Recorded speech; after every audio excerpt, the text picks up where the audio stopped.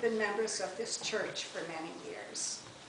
And to this day, I will never forget the first time I walked in. Get goosebumps thinking about it. That was when we were still in the rental building, and Jim McConnell, God bless him, opened the door. I was made so welcome.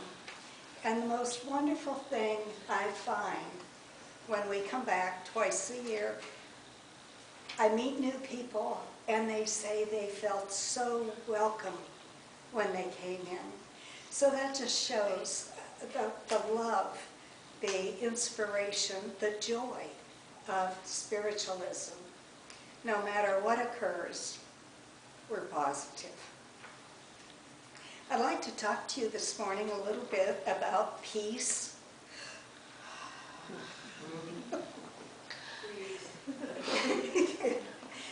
You know, I know there are people that never watch the news because they don't want to know. They don't want to know. We found if we watch too much of it, we're getting, you know. But we try to watch a little bit, recognizing that just like a book, whatever information is outgoing, that's that person's opinion. It's that person's right to have an opinion. The only problem I have is other people's reaction to it.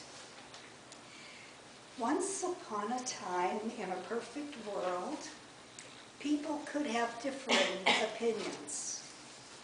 And culture maybe was a little different then. Respect and manners were important then. And you could listen to someone, and then you could give your own opinion. And that was that. Nobody got mad. Nobody told someone else they were totally wrong.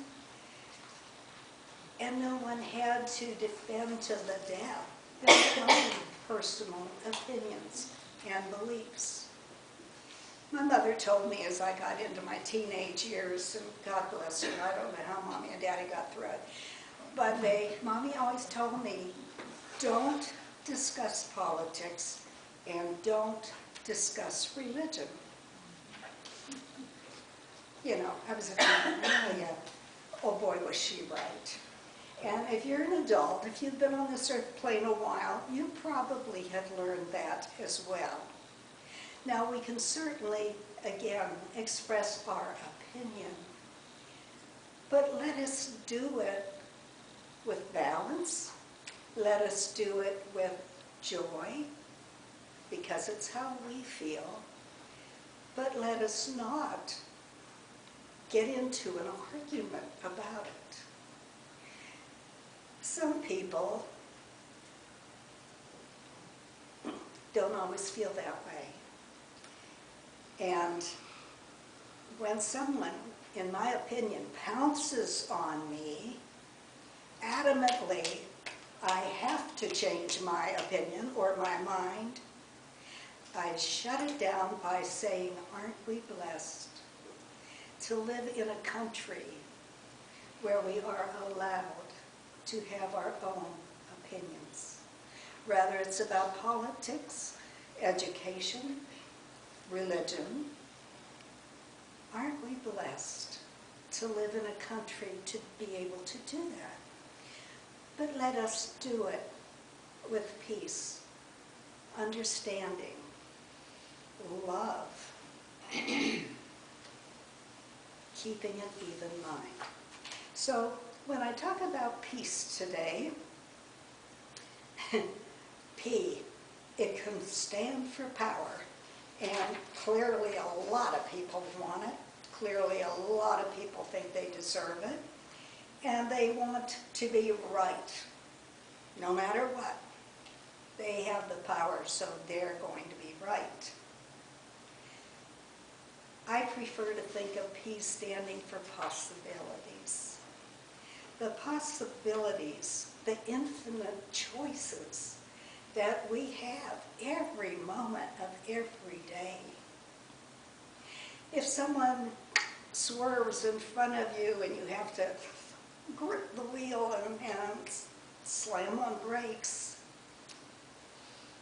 there are choices in how we handle that. We can be very upset. We can rant. We might use some words that we may have heard somewhere. Let it not escalate worse than that, please. We've seen too many accidents as a result. But consider the possibilities. Maybe that person just got word that a close loved one was in a horrible accident, and they're trying to get to the hospital in time to be with them. Maybe there's a baby on the way, and they'd rather not have it at the side of the road. Think about it now. If you can be positive rather than thinking, what a jerk, then that helps for peace.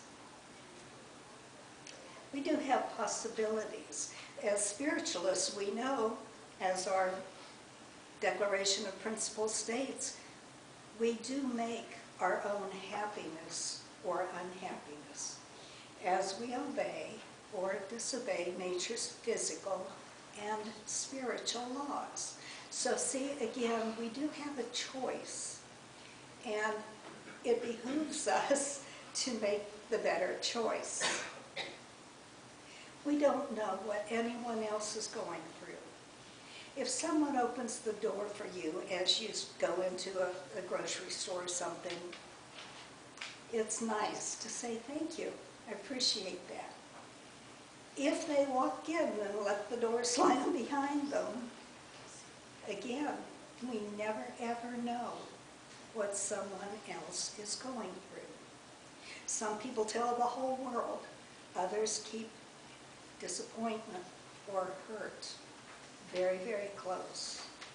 But they do keep somewhat closed off. So again, we don't know what anyone else is going through. As spiritualists, we can sometimes offer someone a little word of wisdom, and I tell you, it's cool being old, because you can do that with total strangers. But once in a while, somebody will say, well, thank you. You know, I never thought about that. Yes, it is. It's cool being old. I mean, yeah, there's some downside. But overall, it's really neat. And I work as a volunteer in an elementary school helping the very lower grades learn to read and learn to read better and understand. And that is a problem nowadays. In our area, there are a lot of broken families, and children often end up living with grandparents, and in Appalachia particularly, there's not all grandparents know how to read and write.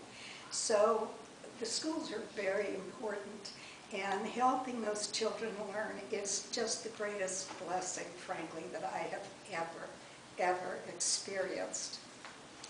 But usually, the first day that I'm there, especially in kindergarten, there will be one little girl dressed to the nines, and she'll look at me and say, how old are you? I usually tell them I'm an antique.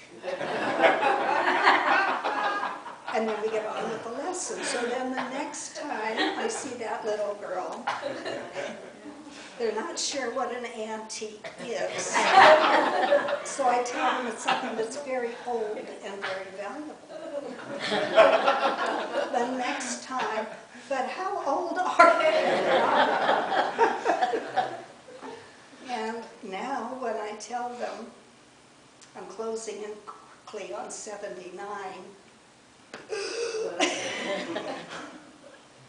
and then I tell them my mother lived almost to 100.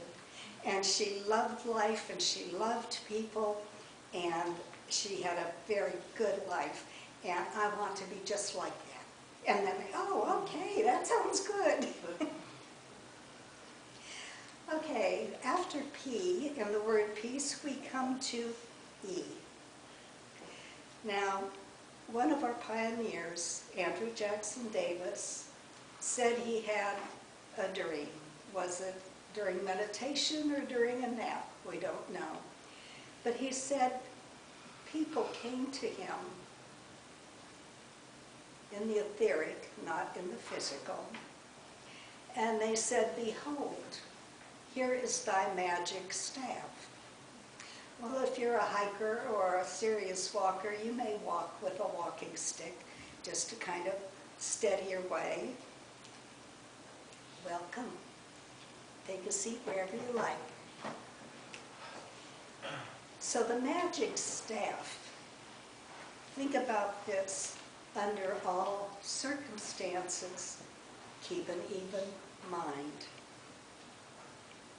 Take it, try it, walk with it, talk with it, lean on it, and believe on it forever. It's important to really learn that, because when something smacks you like that, take a deep breath, keep an even mind. This too shall pass. I'm going to get through it. It's not the end of the world. So remember the magic staff. It keeps us in balance. And that's what it's all about. The A in peace can stand for a couple things. It can stand for argue. We don't want that. Maybe you know somebody. If you say, oh, what a beautiful blue sky, they'll say, no, it's kind of dark. It looks pretty gloomy. Well, look, the sun is out, and look at that shade of blue. Yeah, but it's probably going to rain. I mean, some people will argue something that's right before their face. Well, that's their option, certainly, but it can be pretty exhausting if you are around someone like that consistently. And the best thing you can do is agree. Don't argue the issue. Now, we don't have to say the sky, oh, you're right, the sky is orange. Just say, well, it's a beautiful sky, and move on. We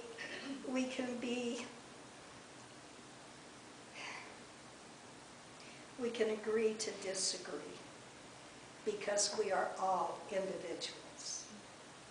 But we can either present an opposing view with respect, or we can let some things go.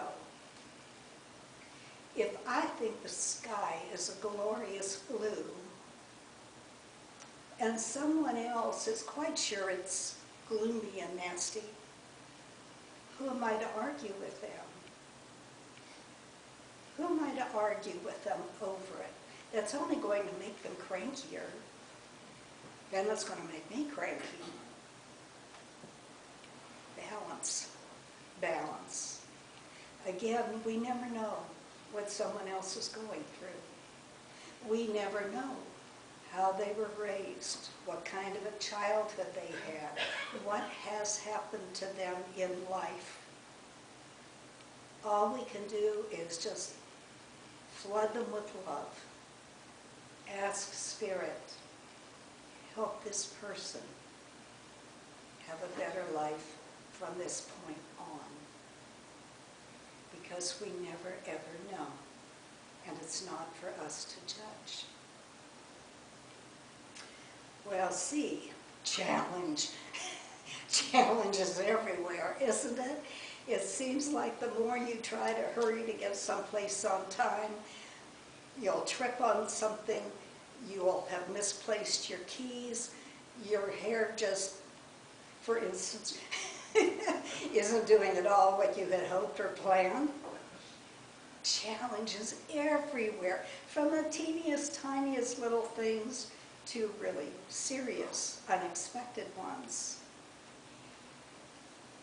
Crime and controversy can be all around us, but we still have that choice. Not to stick our head in the sands, but again, be aware. Be aware. Maybe you had a perfect life. Maybe you still do. That's wonderful for you. And if you didn't, then I'm sorry. But recognize that your choices can help you be more positive. Again, as a teenager, my mother was, well, any of you who knew her knew she was Sally Sunshine. And then you're a grumpy teenager, you don't want to be around it. You know? How could you be so happy all the time? And she told me so many times, you catch more flies with honey than vinegar. And I thought, who wants to catch flies? But now I try to remember that when somebody's really rubbing me wrong. I try to remember that. I try. We can get caught up easily in negativity. And our challenge is to recognize that things are always changing.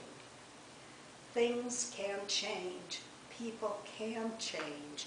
But of course it's not up to us to do it or try to do it for anyone but ourselves. It's up to us. We make our own happiness or unhappiness. It's easy to do that when everything's great, isn't it? It's more of a challenge when you have your heart set on something and then it doesn't happen, or who knows what, anything can cause a stumble, a bump in the road. As we were running late, I was trying to do makeup in the truck. And because Bates is closed at the bridge, we came through there. And how many speed bumps do they have? And they don't warn you. He tried to warn me.